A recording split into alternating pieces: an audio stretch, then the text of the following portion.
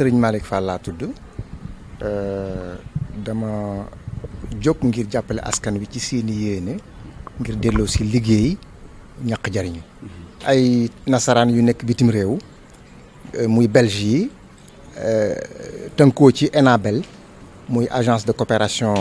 belge ñoom ñoo xool ne am na doomi Sénégal yoo xam ne dañuy jóg bëgg a génn réew mi ngir ñàkk lu ñu def ñàkk liggéey ba tax ñuy dee ci takku Sahara ak dem ci géeju Méditerranée di suux te loolu kenn ku ne gis na ko coow li bari lool ñoom nag ñu jóg daal di ne dinañu indi seen lu ñu jàppalee askan wi jàppalee ko xale yi ngir delloo leen ci suuf si ñu mën a liggéey toog Sénégal ñu tuddee ko kon PARERBA mooy projet d'appui à la réinsertion wala à la réduction de l'émigration rurale dans le bassin arachidier ñoom bi ñu jógee dañuy def marché public wax ne ku bëgg ñëwal waaye nag dañu koy jaay maanaam da ngay man ñu tànn la bari jox la ab loo juróom-benni loo la woon juróom ñi bay pombiteer bay anacarde maanaam mooy ndamaraas bay papayo pour enzyme végétale bay ceeb ak mécanisation de l'agriculture ñu daal di ne nag am na beneen loo muy 6e bi ñoom dañ koy ubbi ku am xalaat bu rafet te yaakaar ne mën naa jàll rek na nga ko dugal ñun ci loo boobu la ñu dugg muy loo innovation bañ ci duggee ñu xalaat ne béy jur gu gaaw la ci jur gu gaaw ci nasal la te it bariwul coono bariwul lekk te dëgër na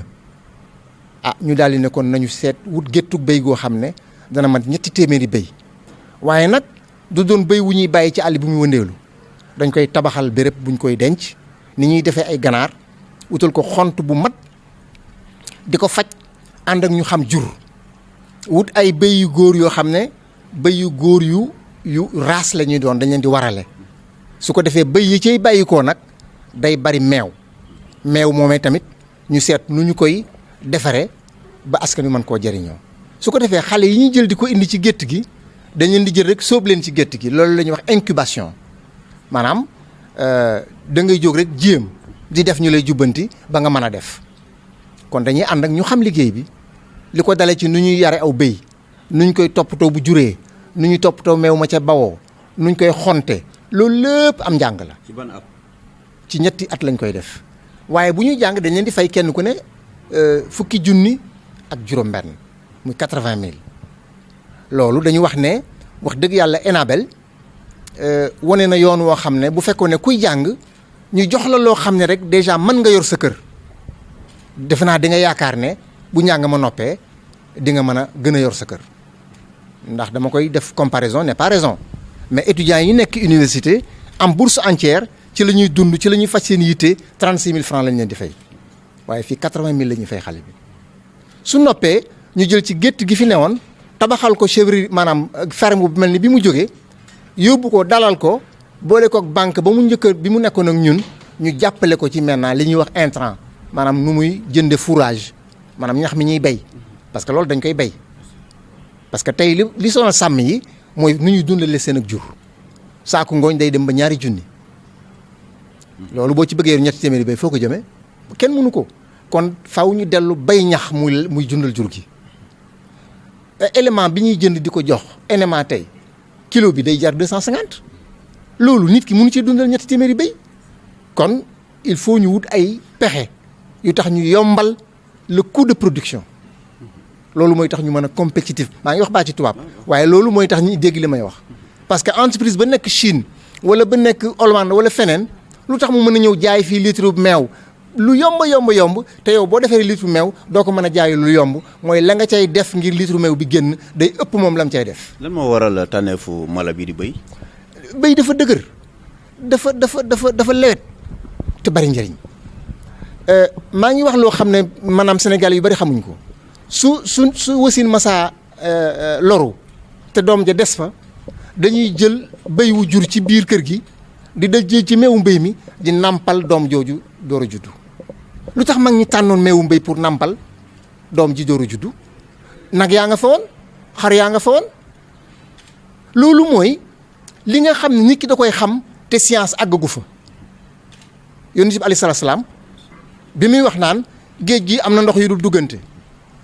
jigéen bu ëmbee nii lay def ba muy juddu booba science amagul échographie science amagul xam-xam océanographie waaye bi ñu demee ba am ko la ñu xam ne ndeke moom loolu mu doon wax dëgg la. kon mag ñi lu tax ñu doon jël béy di ko dundalee meewum béy di ko dundalee liir bi nga xam ne ndeyam da ko fee bàyyi te faatu meewum béy amul cholestérol graisse gi nga xam ne boo ko lekkee du rees day des ci sa biir fatta say tuyaux yi maanaam vaisseau yi nga xam ne fi la deret ji jaar mu di ko fatt ba tax léeg-léeg nga am AVCD meewum béy amu ko yàpp béy amu ko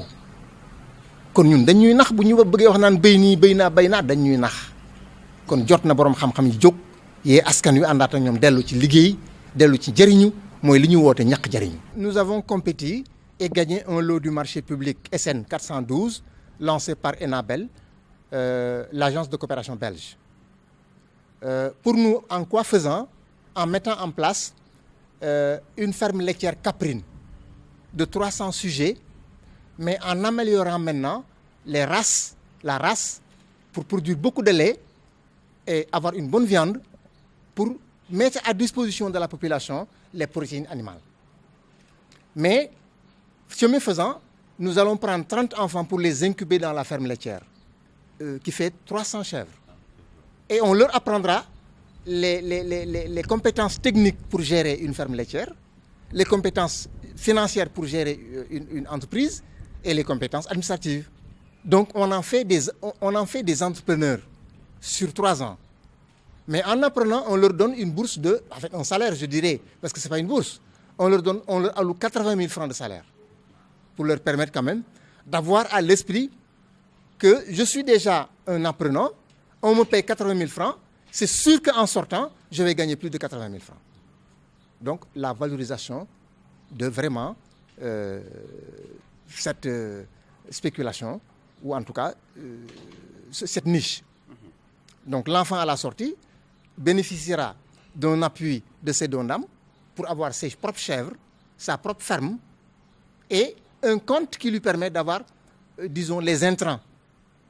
le fourrage et l'aliment bétail, à des prix compétitifs qui lui permettront d'être vraiment un entrepreneur compétitif dans sa zone déjà,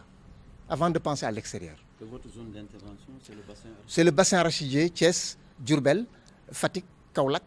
et Kaffrine, voilà. Donc, c'est un peu ça.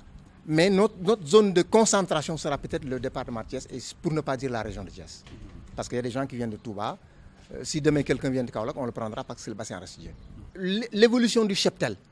permettra à ces dons-d'âme de donner à chaque enfant 20 chèvres, de lui construire une ferme sur le modèle de la ferme dans laquelle il a fait son incubation et de l'accompagner maintenant en intrant.